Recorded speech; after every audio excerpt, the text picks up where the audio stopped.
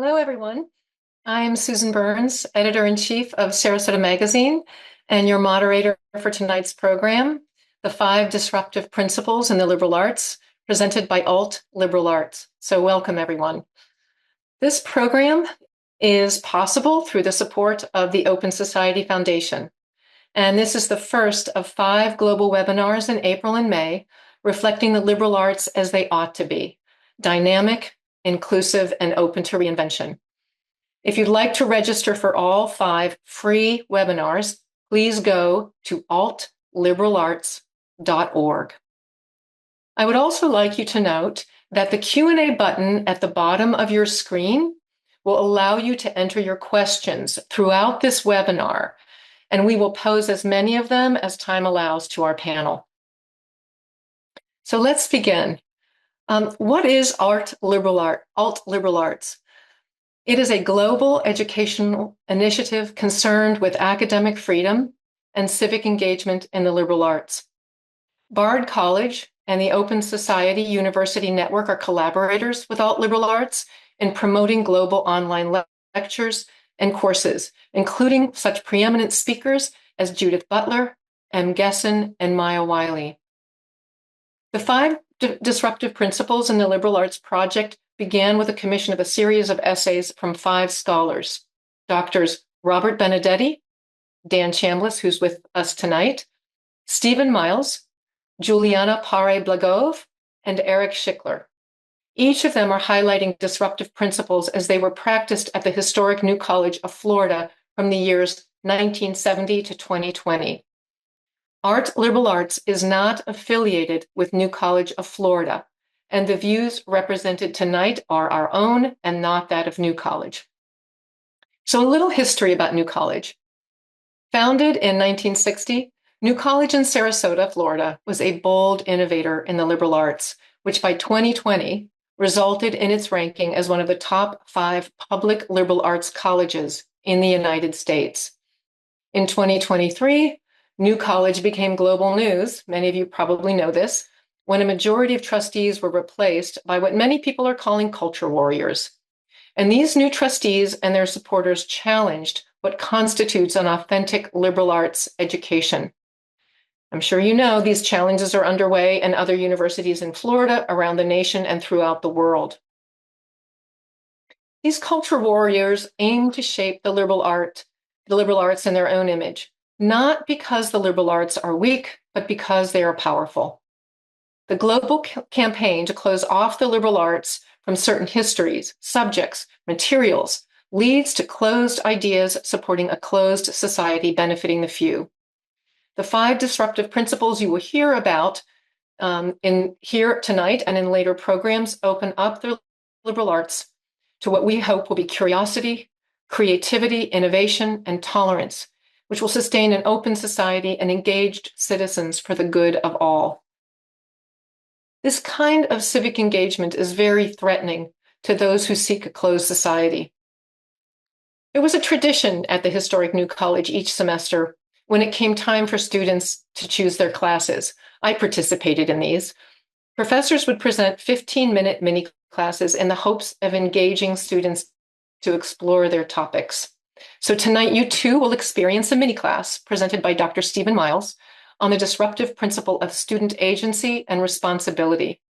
This mini class was taped before a live audience at the Manatee Performing Arts Center, and it was based upon an essay written by Dr. Dan Chambliss with videography by Daniel Potast. Afterwards, we will engage with our panel in a dialogue and then get to your questions that you will be posting at the bottom of your screen. So now, Alt Liberal Arts presents Agency and Responsibility with Dr. Stephen Miles.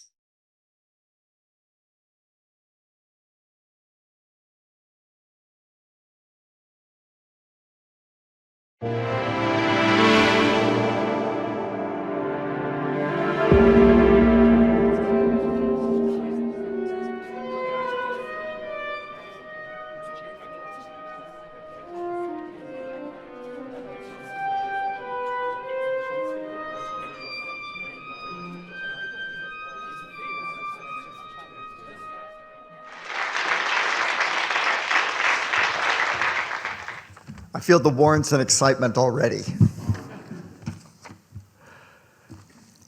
New College of Florida always attracted a different type of student. Some called them quirky, some even called them weird, but they had one thing in common from the years 1970 to 2020 that we are examining. They were drawn to New College because it gave them agency for their education.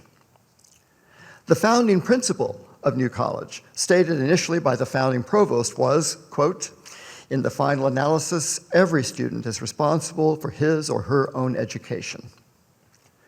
What did that mean? Students weren't passive recipients of knowledge, but were actively involved at every stage of learning. Time and again, students and alums cited that as the most important element of their time there. Students at New College were seen as living, acting, basically adult people, with all that that implies. This was not the standard of in loco parentis, where educational institutions served as substitute parents, a standard that most colleges followed at the time. Responsible here implies that students had their own motivations, which may have been complex and changing. The college was built for students who genuinely wanted to learn about something, with a wide vision of what that something could be. Many colleges assume that students are either indifferent or recalcitrant. New College was a place for students who were deeply motivated to learn and wanted support in that effort. That best described the type of students who were drawn to the college. Far from conventional, incoming students were intellectually committed, but also nonconformist, rebellious, often disdainful of authority, or at least unintimidated. Quirky. In attending New College, they rejected standard evaluation systems and the desire for prizes, awards, extrinsic standards, and recognition of all sorts. If that made them weird, that certainly was not the goal. The uniqueness of New College's education system all but guaranteed that our students would be relatively unconstrained by the traditional conformity of a standard higher education system. Relatively few students in America wanted a New College-type education. Most students and their parents wanted or needed grades, detailed structure, close supervision, at least academically, extrinsic motivation, and rewards. Most educational systems prepared and selected students with these assumptions in mind. At New College, students were, as we sometimes said, free to be a danger to themselves. That's quoted from an early handbook. Someone who read it. The college said that it was on their side, not as an adversary or parent, but as an advisor and supporter. The college existed to match students who wanted to learn with professors who wanted to teach. That gave the students a sense of ownership of the college. They felt they had, or should have had, a say in everything that happened. That sense of ownership was vital. Students became aggressive defenders of their prerogatives in the system, such as the freedom to design their own program of study. In return, students felt a responsibility for the college as a whole. They helped with fundraising efforts and proposed ideas for changing or expanding what the college did. They went beyond their personal schoolwork. Many students were good at finding New College on their own. But even the admissions counselors took a different approach while interviewing prospective students. Here's an example from the career of Dan Chambliss. Dan was a New College applicant from 1970.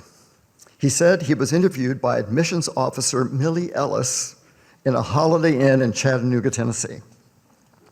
Dan said he had heard all about how weird New College was, but Millie was a perfectly groomed, very classy, middle-aged Southern lady with a thick drawl. She began by asking him what he was interested in and enjoyed doing.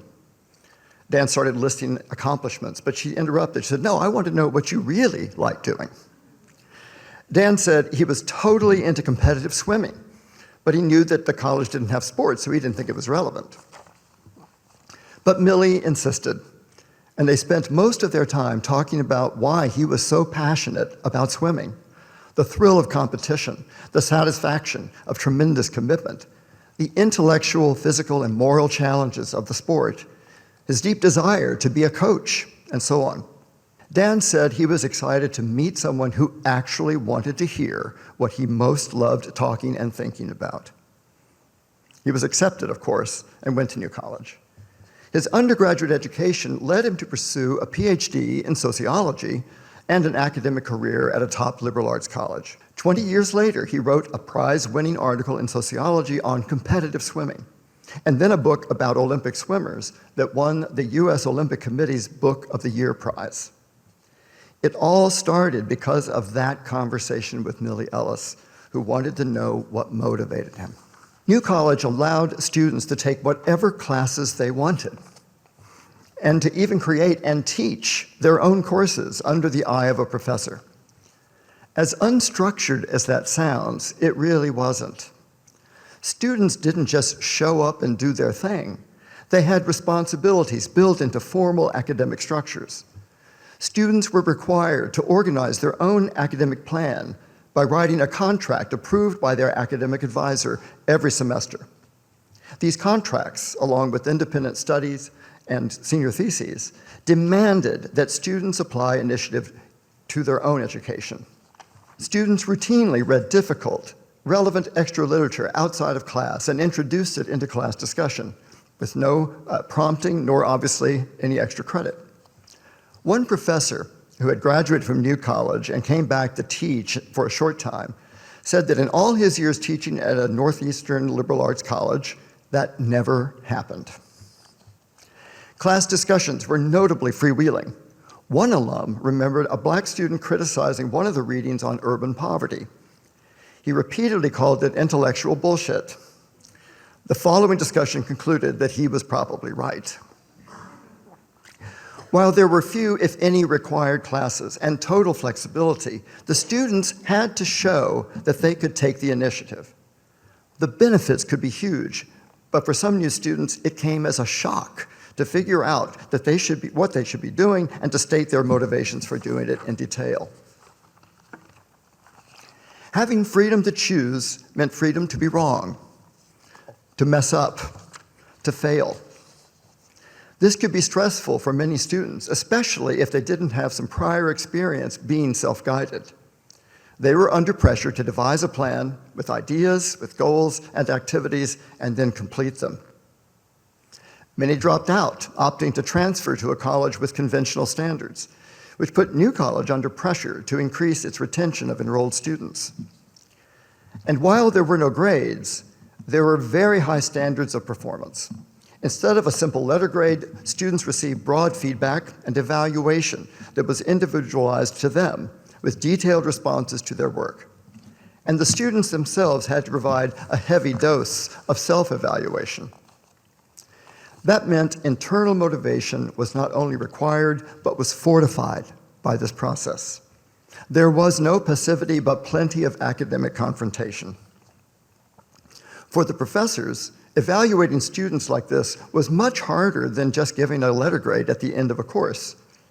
They were responsible for approving every contract, every tutorial, and independent study, as well as writing individual narrative evaluations for every student in every course, project, and semester's contract.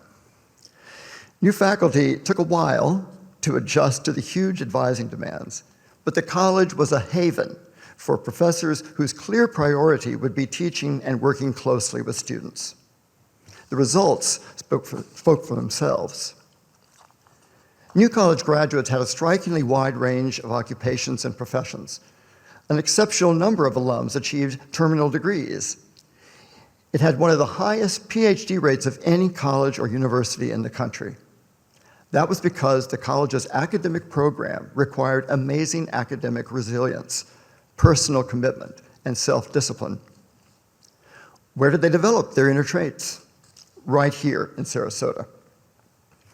One alum said New College was graduate school for undergrads. Others said it was grad school summer camp. But many top universities produced large numbers of students who eventually earned doctorates. and many of them populate the nation's most challenging occupations with their graduates. But something else set New College apart. When New College graduates describe their experience, the words joy and home come up often. Joy, magical, and other expressions of transcendent delight arise in almost every discussion of the college. Right there in the student constitution were the words, "The natural state of the human spirit is ecstatic wonder." Over and over, these quirky students said that they finally found a home because of the joy they experienced in unlimited self-expression. This joy was unusual among top-rated universities in this country. After all, the University of Chicago's ironic slogan is, "Where fun goes to die." Even a casual visitor to campus would quickly witness and might even join into free-flowing discussions filled with esoteric references, odd academic in-jokes, whimsy, and laughter. New College achieved the paradox of collective individualism. It was okay to be odd and okay to be serious about your own pursuits. New College students believed intellectual life was serious fun and an alternative to the stuffiness that pervaded so much of the academy. So if one student wanted to sit completely nude on a lounge chair by the pool reading the Roman poet Ovid in its original Latin, why not? A student once covered her eyes for an entire month to try being blind for an independent study. And one deliberately spent a month for an independent study on the phenomenology of time, never knowing what time it was. She never looked at a watch or a clock and would shout, "Don't say, don't say," and cover her ears if she thought someone was about to mention the time. One student in 1975 built a solar energy collector, what we would now call a panel, for his senior project. Just think of how new the concept of solar energy was in 1975. Another student invented an apparatus to use a laser to create holograms of rat bones under various levels of stress.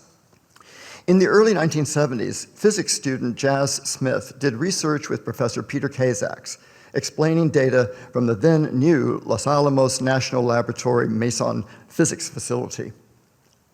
That work resulted in not one, but two co-authored papers published in the Physical Review. Very unusual for an undergraduate at that time. 2 decades later, when Jazz served as Deputy Associate Director for Nuclear Weapons at Los Alamos, he oversaw the same facility. That's where a New College education could lead you. But another thing you need to know about Jazz Smith. As an undergraduate, he also completed a tutorial in Roman history, reading dozens of primary and secondary sources on the subject, and prepared more than 2,000 categorized note cards for a 3-hour oral exam. New College could take you there too.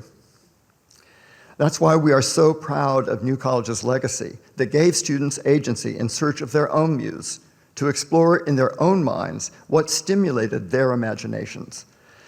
And yes, they were quirky. For the right people, it was a wonderful life. Thank you.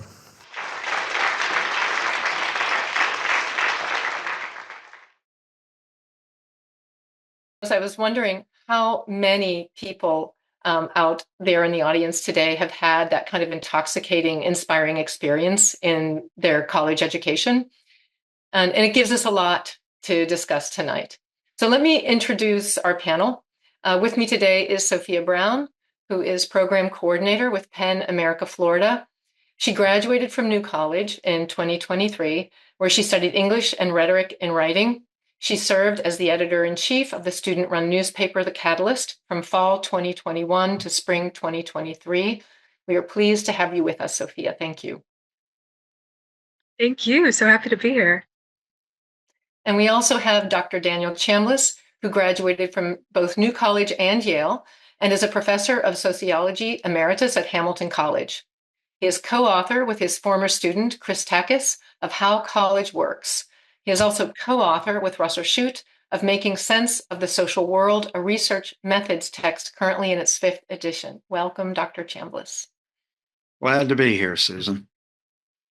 Well, I'd like to start out with something personal and have you both tell us about your experience at New College when you first realized you were in charge of your own education. Was it exhilarating or terrifying? Sophia, why don't you tell us about your experience? Yeah, absolutely. And I guess for a little bit of background about myself, I'm a product of the Florida public education system. I've only ever, been in Florida public schools, and so coming into New College, as a first year, I recognized it was unique. But also, to be frank, I was pessimistic about what higher education was going to offer me, in the sense that it had been drilled into me, as I think with many young people, that you go to college to get a job. You're there to figure out your career path. You're not necessarily there for the joy of learning. And so in that sense, I was prepared to be very bored for the next 4 years. I was bored all throughout high school. I did not find classes stimulating. I wasn't very interested by what I was being taught, and I was kind of deep down expecting more of the same. And so I think I realized New College was going to be different when I attended those mini classes that you, Susan, were talking about. These little 15-minute lectures where you got to meet the professors of your respective classes and ask questions. And what was so striking about these mini classes is you could attend as many or as little as you wanted. And so I think my very first mini class session as a first year, I was in and out of those classes all day. I was so excited by the prospect of getting to sample all of these different classes without necessarily having to commit, just really see everything that there was to offer. And I think it was, I was ecstatic to learn that. That was kind of my first suggestion, that I was going to have some real control over where I went next. And that felt amazing. Yeah, it does. Dan, what about you? Yeah, I had a pretty conventional first semester at New College, except at the very end of it, I was in a course and the professor dumped this final project on us that I thought would be a waste of time, and my roommate convinced me that I didn't have to do it, and so I didn't, and so I just dropped that course with 1 week to go. That was pretty exciting by itself. But the real kicker was the next term. It was a trimester system at that point. I went to my advisor and said, well, what I really want to do is dive into sociology in a big way. And so my plan was to take two classes, and she was skeptical at that point. And I said, but what I'm also going to do is read a lot of classic sociology. And I would read 3 books a week and write reviews of all 3 of the books. And I would do that for 10 weeks. And so what I did is I read 30 books in 10 weeks and wrote reviews on all of them and really got into sociology. And the neat part about that was not just that I learned a lot and was able to really dive into something I cared about, but that it was cool. It was fun and dramatic, and you could tell people about it, and they thought, "Oh my gosh, you're reading 30 books in 10 weeks. Isn't that incredible?" I was 1,200 pages a week or something like that, and it was a lot of work, but it was just exciting to be able to do that. That was it for me. Okay. Well, Dan, you were exactly the type of student that New College was looking for then, because I don't think that was a conventional student. Well, a lot of people did that sort of thing, though. At New I College, think, right? yeah. Yeah. Yeah. Well, reading 3 books a week and writing reviews could be pretty daunting if somebody was taking a full course load at other colleges. So, And I wasn't. That's okay. right. Okay. That was the heart of my program that semester. Well, so since you both had experience with this student agency or responsibility, I'm wondering what it actually looked like in practice, meaning for people who haven't had this sort of experience, how do you describe for them what we're calling student agency from something that's simply leaving students to figure it out all on their own?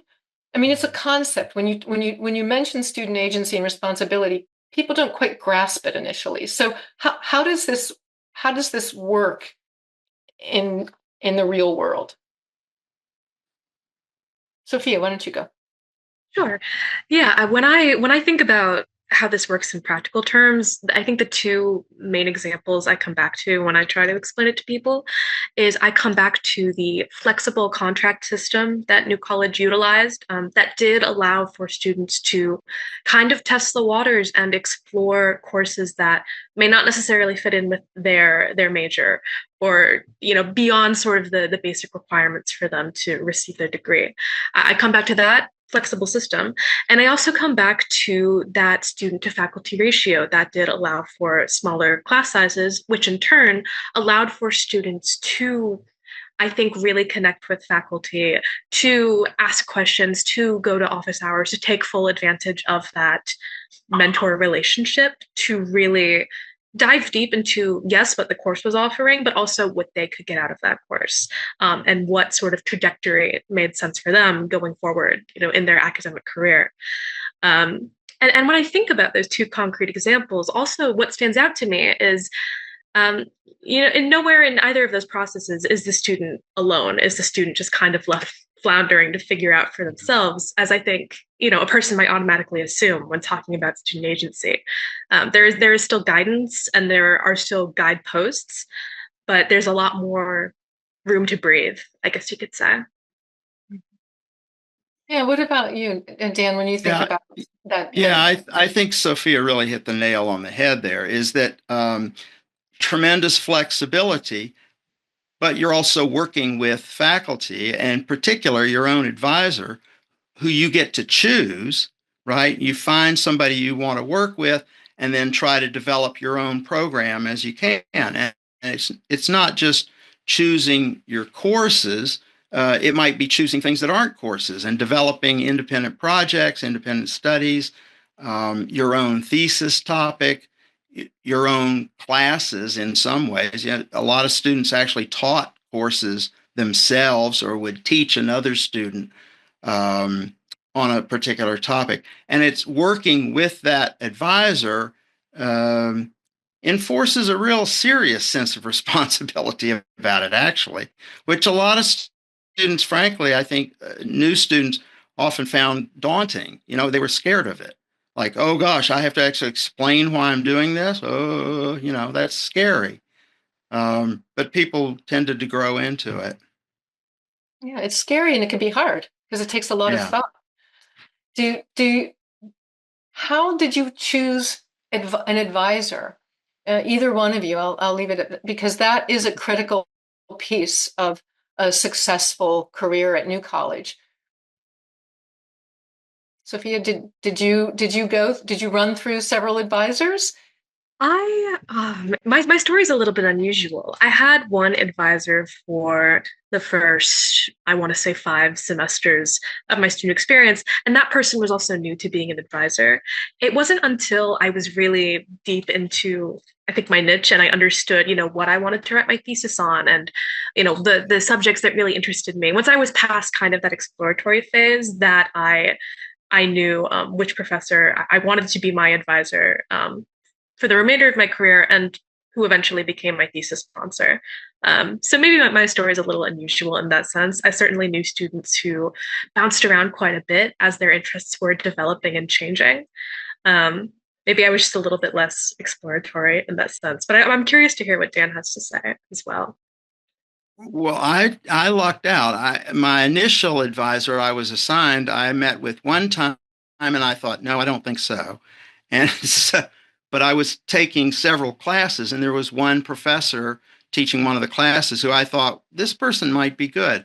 And I went and I met with her. I talked her ear off the first day. She found it. She told me later she was terrified, actually, because I just kept rattling on about what I wanted to do. And I actually stayed with her my entire college career, and we were good friends for many years thereafter. Oh, wonderful.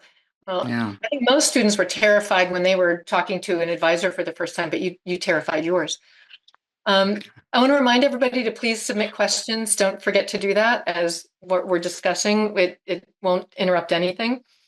We want students to take responsibility for their own learning. And this does entail risks. So I wanted to ask you a little bit about this. Like, what are some of the risks And what should institutions be willing to do to support this? I mean, there was this famous saying, I can't remember who used to say that students are free to be a danger to themselves. Sometimes this freedom could lead to problems. And we also know the burden it could put on faculty. So why don't we talk about some of these risks and how institutions can support this and what risks they might have to support this? I think that stands out to me as maybe a potential risk. And I feel silly calling it a risk because I think the folks on this panel may agree that this isn't a bad thing. But I think a risk of sort of giving students that power is that students may change their mind, perhaps multiple times. They may land on one track of study, try that out for a bit, and decide, actually, this other thing is really calling to me, and I would like to switch gears, and I would like to reprioritize. And they may do this several times. And God forbid, don't let the state government hear, but they may take longer than 4 years to graduate because of this. As shocking as that may sound, and I think when we think about students sort of switching gears like that, I think that makes people nervous. It makes them think, oh, they're taking too long. But I think this can really have extraordinary results for a person's education. I think that even if a student takes a class they don't end up sticking with, that course can inform them going forward for their actual field of study. I was an English student, but I dabbled in history and theater and gender studies and anthropology. I had the chance to reach out in all these different directions, religious studies. And I can tell you, I think each and every one of these did eventually factor into my thesis, into my overall educational experience. None of it was a waste. None of it was for naught. Um, but I think that does come with a risk that maybe a student will take a class that they end up not getting a lot out of. But again, I think calling that a risk implies that it's not worthwhile or it's bad if that happens to a student, which I don't think is the case. Maybe that answer went in a lot of different directions, but that's how I feel. Yeah, I think Sophia made a lot of good points there too. It went in a lot of different directions, as you were saying, but a lot of those pay off. I think for the institutions, the problem is they're pushing back against a culture that demands immediate results and says that you've got to be job ready on day one, that sort of thing, and which is not the direction that this kind of education is going. For the students, the risk could be, for instance, that they focus themselves so narrowly they just don't learn about a lot of other stuff out there. But in practice, I did not see that really at New College. I mean, people certainly would focus on narrow areas and go into depth on it and so on. But the fact is, in that sort of culture, you're also surrounded by a lot of other people who are serious about their own stuff. And you're living with those people and you're learning from them all the time. So there was really a community of seriously engaged thinkers, let's put it that way. And so I think you're picking up stuff from that all the time. So the narrowness issue was really not a big problem as far as I could see. What about the burden on faculty? Those closer connections with students and having to do tutorials and independent study projects and sponsoring theses, that takes a toll. And I think that the burden on faculty is way higher at New College than at most institutions. Yeah, I'll speak first on that one, Sophia, maybe. That's absolutely true. It demands a priority on teaching that a lot of colleges and universities now just don't have. And it's very intensive, and you can't just slap a grade on a paper and be done with it. There's an expectation of genuine, real, detailed feedback on papers and on projects and on theses and everything. So on the plus side for faculty, if you're interested in working with good students, seriously, this is a great way to do it. Sophia, did you have anything to add to that? Yeah, I just want to add too that I think you're both completely right that this system does kind of require a little bit more labor on the faculty end. But I also think something that it does is that as opposed to, I think, traditional educational models, which, has, I guess, sort of faculty member, up on a pillar, and the students learn from them, and there isn't really a two-way exchange. The model of student agency that we are discussing here at New College absolutely was a two-way exchange. I think students and faculty had everything to learn from each other, and were kind of continuing to influence each other throughout that educational process. It was very much a mutual scaffolding kind of. And so, yes, maybe it was more labor, but I think there were also some, and I hope it's not, I'm not too assumptive in saying this, but I think there were some real benefits for faculty as well. Yeah, I've heard that too.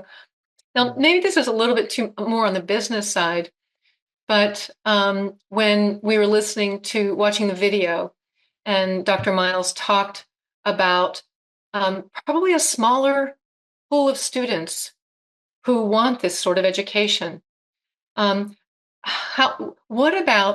What can institutions do to help support a more robust enrollment process? Is that something that you've thought about? It requires a student body that's curious and hardworking and wants to take responsibility for their education. Dan, have you thought about that? Yeah, it's a real challenge. It's a serious challenge for liberal arts colleges generally in the United States now, because there's such a push to being job ready, I guess is the way they put it, or workforce development or something like that, which I think is a really narrow way of looking at education. And in fact, I think it's a narrow way of looking at job preparation for that matter. Because the kind of education you get at a place like New College or liberal arts colleges generally is much more, I would say, management focused. Like you're in a better position to see problems from a variety of points of view and explore creative solutions to problems and things of that sort, rather than just a kind of rote step-by-step response to things. I don't know if that's speaking to your question, though, Susan.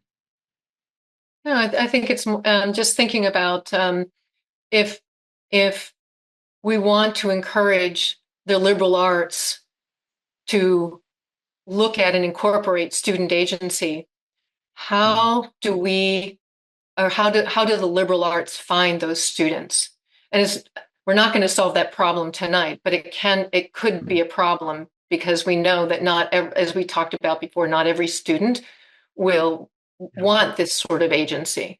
We talk about risks, but and one of them is New College has a really different take on failure than most colleges, and this would be student failure. So you talked about this a little bit, I think, Sophia, but I was wondering if you could talk like a little more maybe about how failure serves the student, and maybe Dan, you can talk about how professors manage that a little bit more. Definitely. I mean, failure it's unavoidable, and students shouldn't run from it.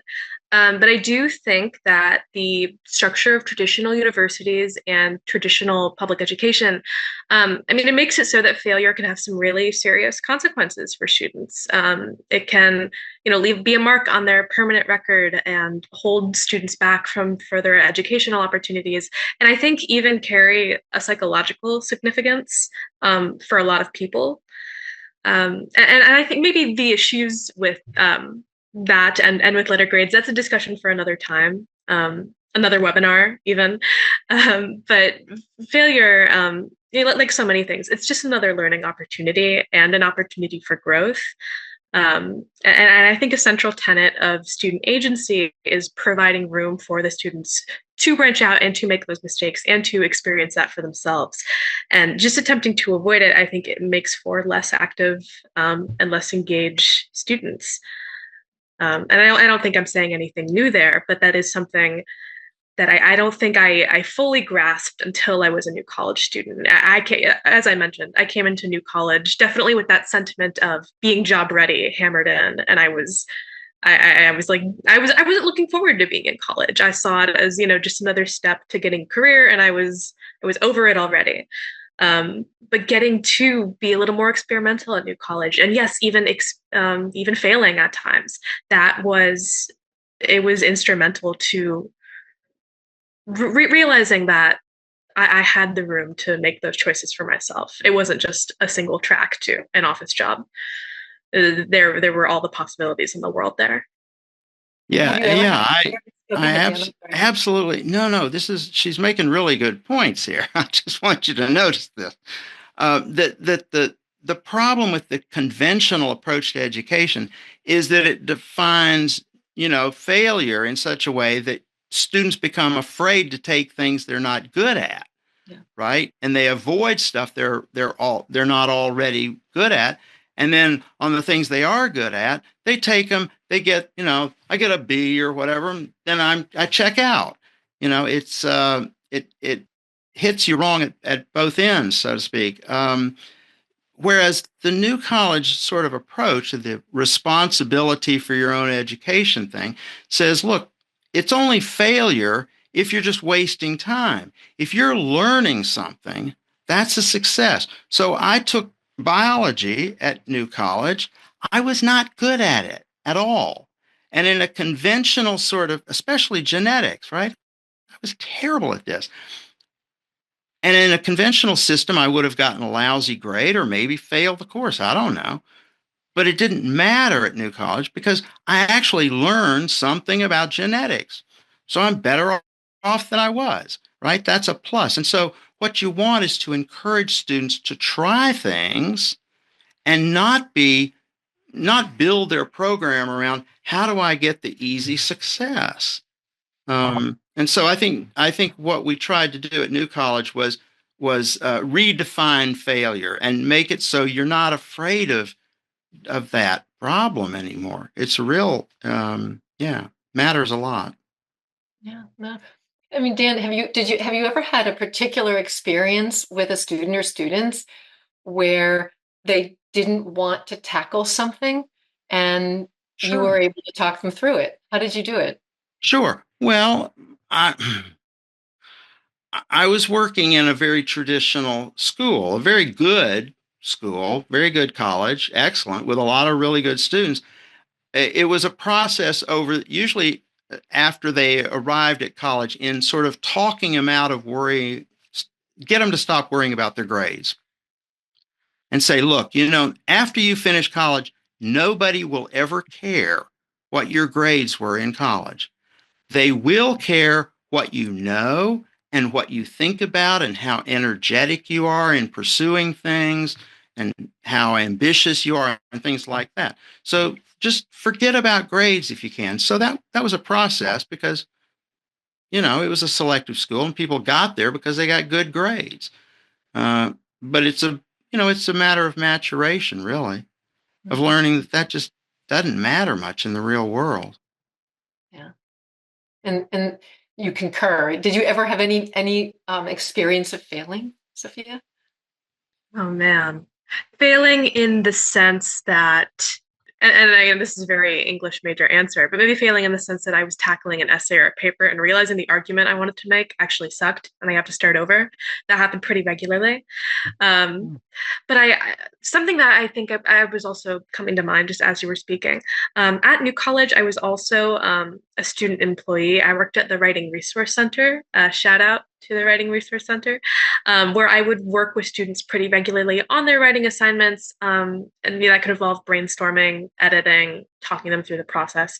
And it was pretty common for me to get new students, first years or second years, coming in who were very, I think, anxious about the prospect of crafting their own argument and, kind of writing a paper from scratch, so to say, because that was very common at New College. You weren't hand-fed prompts; you had to come up with your own. And I think that spoke to that anxiety of having to sort of carve out your own path and that anxiety of potentially failing or potentially being wrong, potentially having to refine your arguments and your opinions and re-examine where you were coming from.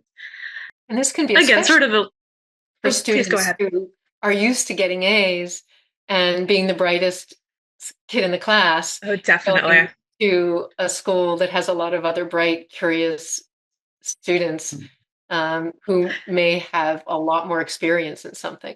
Right. And especially coming out of an education system that I think kind of where it's easy to gamify sort of the experience where you if you memorize the formula to get the grade you want, you can just repeat that over and over again and never run into any problems. Not so easy to accomplish at New College. Not at all. Well, no, Sophia, you were the editor of the student newspaper when a majority of the trustees were replaced at New College. And you were also chosen as the student commencement speaker that same year.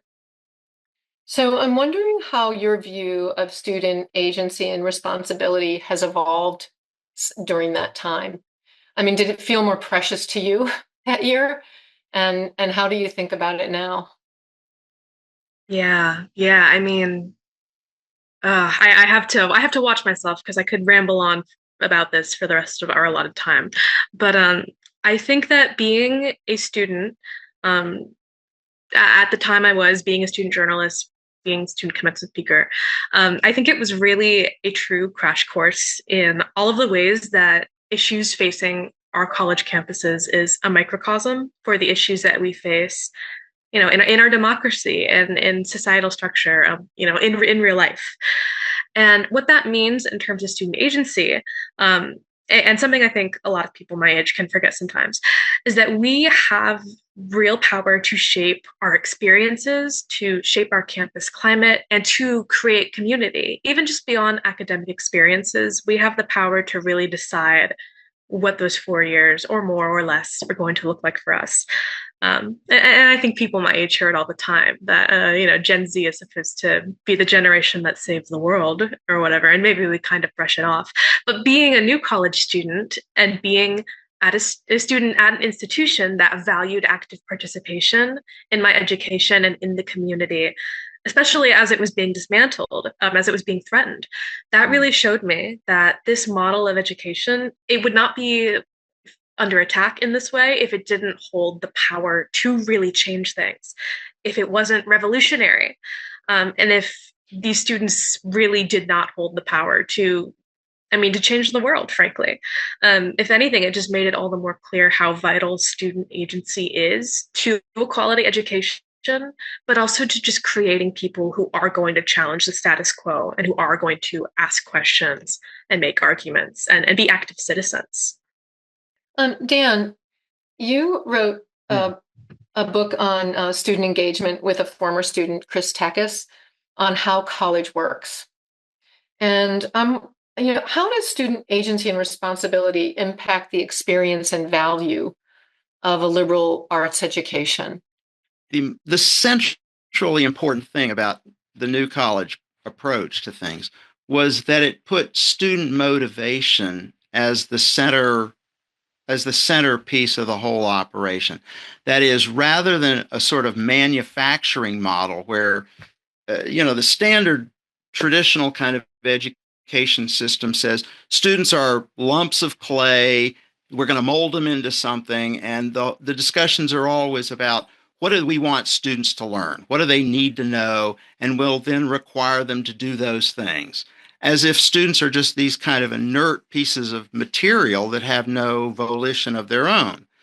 And New College flipped that upside down and said, no, no, no, this isn't manufacturing. This is something more like horticulture, or gardening, where there's a living being there that has its own intrinsic interests and motivations and inclinations. And what we're going to try to do is nourish those and give them some water and give them some light and, see which way they're going and maybe suggest, you might go this way instead of that way or whatever. But it's more treating the students seriously and taking them seriously and respecting students as real live human beings who have their own goals and interests and inclinations and so on, and then working with that. It's a totally different way of approaching things. And I think Sophia's experience would tell you that the transition from one model to the other can be quite harsh. That to be faced with people coming in who say, no, we don't care about your opinions. And I mean, not to get into it too much, but, we don't care about your opinions or what you're trying to do or what you're interested in or your life. We're going to tell you, here's what you have to do. And here's the right way to do it. And we know best. Well, that's a model of education, but I think it has some real serious drawbacks. And we're speaking on behalf of a different model. That gets to maybe the last question for right now before we get into our Q&As. What role does student agency and responsibility play in society? How do you talk to people about its relevance? Yes, I can, Sophia, when you talk about how personally enriching this has been and the joy that it can add to your life personally, that's hugely important. And like I said in the very beginning, sounds intoxicating to have that kind of an experience in education. But how do you translate that to a wider audience that it's important in this broader sense for community or perhaps for democracy? If both of you would try to answer that. Go ahead, Sophia, you start. Yeah. We've talked, a bit here and there about this model of education that views higher ed as, the pathway to a career. Okay, well and done. We've discussed the problems with that. But for a new model of education and of higher education, I really do feel that the goal of higher education, especially right now, it needs to be creating informed and aware people who can identify and protect themselves against bad actors, against misinformation, dare I say, propaganda, even. And that's not the only goal, certainly, but it is especially imperative right now. And I think that without providing students agency, you can't really fully get there. You can't get to that point where you have fully informed and aware citizens without giving them that agency. And I think education that prioritizes that student agency, it creates citizens who are less likely to accept the status quo without asking any questions, citizens who want to play an active role in shaping their society. And with that student agency, going to college isn't just about preparing for a career, but it is preparing to be a citizen. I think I had mentioned that earlier, but I really do believe, and again, the ways that college is kind of a microcosm for larger society, just preparing to be actively engaged. I think that's the role that higher education stands to play for young people, and student agency is a major stepping stone to getting there. Yeah, thank you. Dan, what about you? How do you that's beautifully put. It's beautifully put. I don't know if I have much to add to that. It's that critical thinking is sort of the phrase that gets used in higher ed all the time for this. But New College tried to take that seriously. And it means developing your own independent thought and being able to stay free of what, you're just told to think or do. Being able to evaluate arguments, and assess evidence and think does this make sense or where is this information coming from? All of that is really crucially important nowadays. And it's easy to see what happens if people don't develop those skills and how it's easy. I mean, I like to think that a big part of liberal arts education is learning how to avoid being lied to, in all sorts of ways, And that's what you're trying to do. Helping people think. That's all. Yeah. I like that as a slogan, Dan. Okay, so let's move to some of the questions from our audience. Dan, have any other colleges adopted this principle in any form? These are some questions from our audience. Oh yeah. No, it's not. New College was at an extreme. Okay. So there are a lot of places that give students choice in what they take and what they study, for instance. And then some go beyond that and have more opportunities for independent study or even self-designed courses, or to some extent creating your own curriculum, things of that sort. So there's a continuum. Um, but yeah, but the truth is that in recent years, in particular, that sort of alternative education model is not as popular as it used to be. And I mean, New College was started in the 1960s. There were a lot of those schools started in the 1960s. Yeah, and just the ebb and flow of the culture, things change. But no, I think there's certainly opportunities for students if they're looking for them. Yeah. Can you talk about the workload, either one of you? So, Sophia, we can start with you about for the student. Um, Mm. it feels daunting. The courses can be rigorous, and there are annual independent studies and a senior thesis.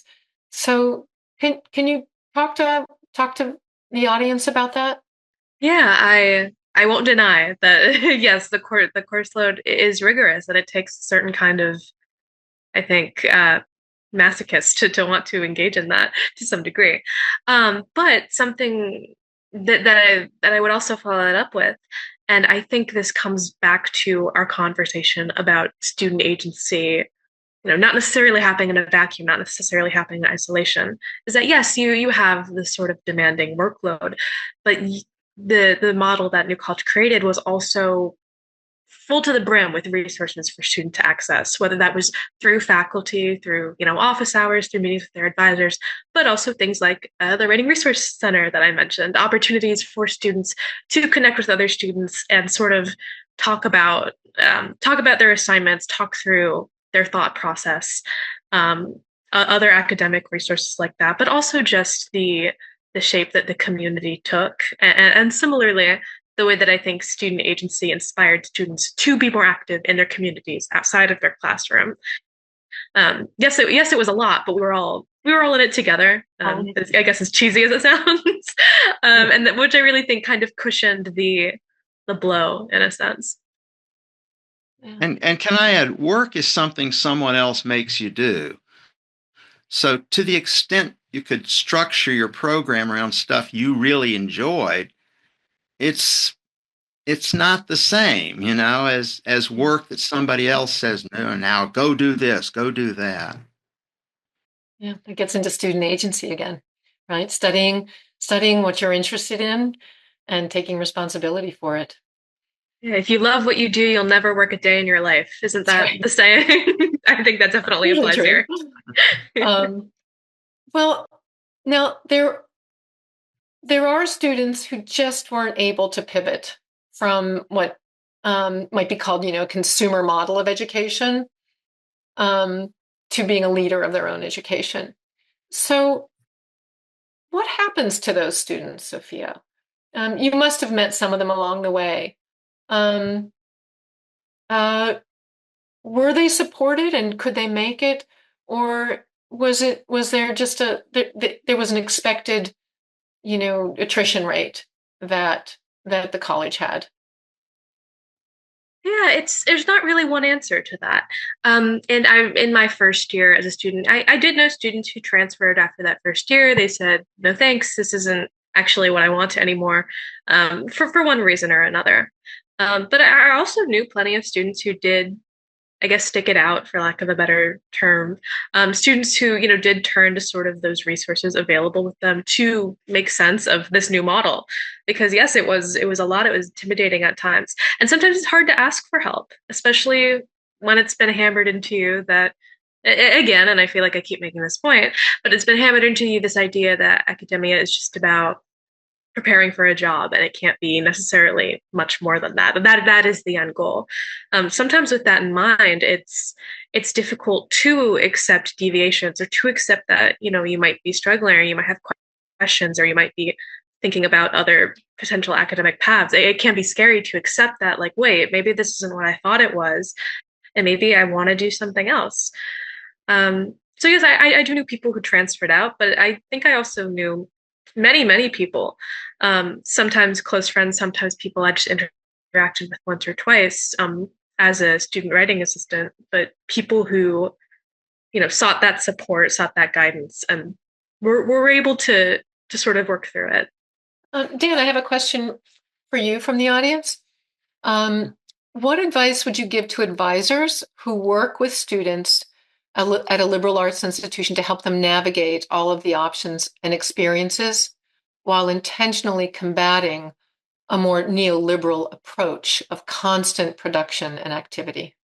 Well, let's say you're working with something like a student has a program of 4 courses a semester.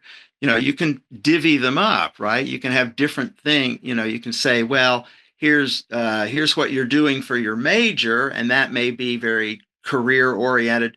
But think about that third and fourth course you're taking, because you realize when students sign up for what we call a fourth course, they think of that as low priority.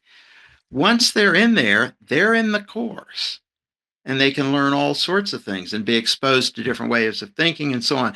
And so, for instance, when I was advising students in a fairly conventional sort of program, I made a point of not letting a fourth course slip by, but saying, "Oh, is there anything you'd be interested in really exploring that'd be different? Not just filling in the schedule, but really using that opportunity." And then you make little inroads, you might say, and work at it that way. Okay. It's not an all or nothing problem. Okay, a question for both of you. In what ways can colleges with less traditional academic models enculturate or onboard both students and faculty into that program? Not just the requirements of the program, but the educational philosophy, in parentheses, based on research about how students learn behind that program. And I can repeat that if you'd like. Sophia, do you want me to repeat that again? No, I'm mulling it over kind of how to sell it, because I think for so many people who came out of the new college system, it just feels like such a second nature to us by this point. And it's sometimes easy to forget that, well, no, this isn't necessarily the standard experience for so many people in academia. And what a shame that is. But I think maybe what I would say to sell this model of student agency is, if you're a student who, going through college, you know exactly what you want, and maybe exactly what you want is to go into an entry level office job as soon as you graduate, I say, go ahead, have fun. You probably don't need a highly specific, student agency centered education to feel fulfilled and to get what you're looking for. But that's not the reality for essentially every young person out there ever. Maybe there is the one rare student who is happy jumping into an entry level office job right after graduation. But so many of us don't know what we want and are still actively figuring that out and are still kind of identifying the boundaries of what is possible for us and what we want. And I think that's the common experience for all students. Students enter college still figuring out what exactly they want. And for an educational system that embraces that recognizes the challenge of learning what you want to do as you go, I think that student agency is required, because you can't relate to that, trying to figure out the boundaries of your own education while you're just getting started. It's a difficult problem, but I think this model really recognizes it and accommodates for it and allows for that exploration. And like we said, also I think allows for some learning on behalf of the faculty. It allows opportunities for growth there as well. I think one of the part of this question was about, how can colleges onboard students and faculty into that mindset, into that program? Is there a way to do that? Because it takes a little bit of education. Yeah. I would say you start small, you start and try to get some successes. And even at the very micro level, for instance, I used to do courses, I used to do exams where I would give the students 6 essay questions a week in advance and then pick 3 by rolling a die when they came in to class. And so they could prepare the questions in advance. But what I would do is number 6 would always be write and answer your own question. And a lot of students told me 2 things. One is they found that very difficult to do initially. And number 2, they thought it was great. They loved doing it once they got the hang of it and saw, what is it I'm really interested in? And so that's just a small but powerful sort of way of introducing this idea of think about what you're trying to learn or what topic you'd like to explore, and then giving them the opportunity. So doing that with one question on an exam works, or a project in the course, the final project, you pick your own project, or a senior thesis would be a big example of that. And the program I was in, our department eventually made senior theses mandatory for every student in the program because we had such great success with it. And students were scared of it and they thought it was a big deal, but they also felt tremendous responsibility for it. Like, this is my thing and everybody knows it. I need to do a good job of it. And then after it was all over, they said, that's the best part of my college education. Yeah. So that's a way of also introducing this idea of student responsibility. If I may add on to that too, because I was also thinking of, potential models for classroom assignments that might introduce this idea of student agency. And prefacing this with, once again, I was an English student. I wrote essays that's going to color this response. Sorry to any STEM or Nat Sci people in the audience. But something that was really common at New College, and that I think can be easily replicated elsewhere, was assignments or essays, written assignments that did not have prompts. You, the student, were meant to come up with your own argument, decide which text you wanted to draw from, and specifically outline what you were going to write about. And that was really unusual coming into New College. I was very used to being given a prompt, being given an argument and told, defend it and use this text to do it. And so entering this new system where, you had to figure out and form your own opinions and learn how to articulate them. That, I think, that was a huge part of developing my own personal sense of student agency. And because it was also often an assignment in itself to sort of create your own essay prompt, and something you would get feedback on, something you would submit to the professor who might give you input or suggest where to revise. And so that in itself feels like, a small example of just an assignment that might sort of encourage that student agency.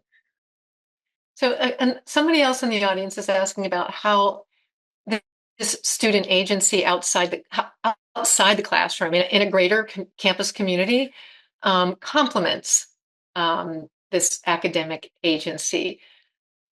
Can you discuss that, Dan? Do you have experience, and can you talk about that at all? Well, at New College, that was a big thing. Students were involved in everything. I personally, I was a voting representative to the faculty for some time, and a voting representative to the social science division. And then there were a student ran the entire housing lottery. That's unthinkable at most places. And students were very involved in the governance of the college in a lot of ways, and took it seriously. And that makes you think about things in a different way. And it provides a lot of great learning opportunities for understanding how organizations really work and what matters. Sophia ran the Catalyst, right? I was the editor of the Catalyst many years earlier, let's say. And opportunities like that, and that was with virtually no administrative oversight. I mean, we didn't have any really. Yeah. And so you're hanging out there on your own, trying to figure out how to do the thing and how to make it work. And personally, speaking of failure, I was a flop as editor. But I could tell you top of my head the lessons I learned that were important doing that. So, yeah. Yeah, more recently, do you have experiences, Sophia, with how student agency translated to engagement in the wider campus community? Oh, of course, of course. In just my 4 years there, I cannot tell you how many new student-run clubs or groups or initiatives cropped up just in the time that I was a student. I mean, the community really ran on student engagement, from members of the student government and all of the incredible work they did, to the many events and clubs sort of dreamed up and then practically built upon by students. I think even one example, far from an academic example, but the thrice annual coup, the Center of the Universe Party, which is what they were calling it by the time I was a student. Previously, they were PCPs. But these were massive campus-wide social events orchestrated usually by 3 or 4 students, fundraising and planning and doing all of the logistical work for that. That alone, I think, is incredibly impressive. Um, so it's really just truly embedded into every facet of New College and sort of the experience. New College is what you made it. And there was no sitting around and waiting for the opportunity you wanted to pop up. If there was a hole, you had to fill it. You were going to create those opportunities for yourself, and there was every opportunity to do so. Yeah, yeah.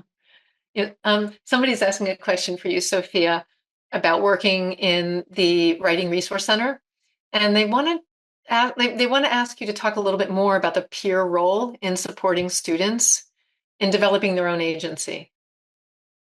Yeah, definitely. So maybe I guess just a quick overview of what this position was.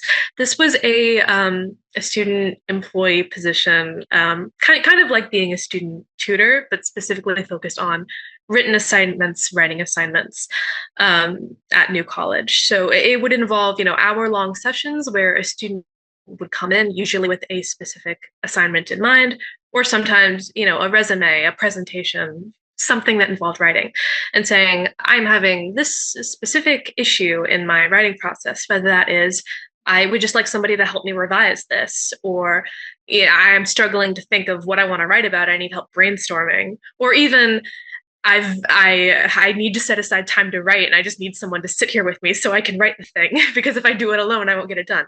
Any myriad of issues a student was having with the writing process, they could come in, they could make an appointment for an hour and work through it with another student.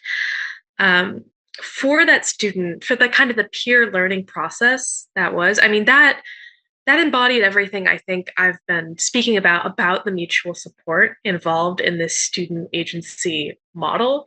It involved working directly with students, sometimes a student who had, taken the course previously or was familiar with a faculty member and was able to share advice on, what is this faculty member looking for? What should the student expect?